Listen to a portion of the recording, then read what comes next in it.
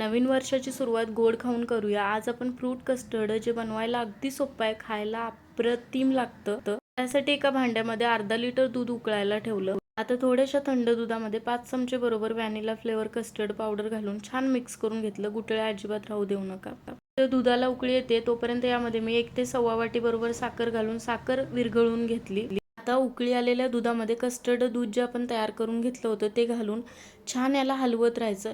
1 मिनिटभरच हलवत राहा आणि लगेचच गॅस बंद करून टाकायचा. तुम्हाला याची मी कन्सिस्टन्सी सुद्धा दाखवली. अशा प्रकारे थोडंसं घट्ट झालं की गॅस लगेच बंद करायचा. तयार करून घेतलेलं कस्टर्ड दूध व्यवस्थित थंड करून घ्यायचं. बारीक तुकडे करून आवडीची फळं टाका. तर मी सफरचंद, काळी द्राक्षे, त्यानंतर चिक्कू थोडा जास्त वापरलेला. चिक्कू आणि केळाचा फ्लेवर यामध्ये जास्त छान लागतो. डाळिंब आणि सगळ्यात शेवटी केळ टाकायचं. केळ पण थोडं जास्त वापरा. 2-3 केळ टाकली तरी सुद्धा छान लागतात. सगळं व्यवस्थित मिक्स करून घेतल्यानंतर फ्रीजला 1-2 तास ठेवायचं आणि थंडगार खायचं. चवीला असलं भन्नाट लागते, खाताना माझं नाव काढशील. मला सगळ्यांना नवीन वर्षाच्या शुभेच्छा आणि जाता जाता लाईक आणि फॉलो तेवढं कर.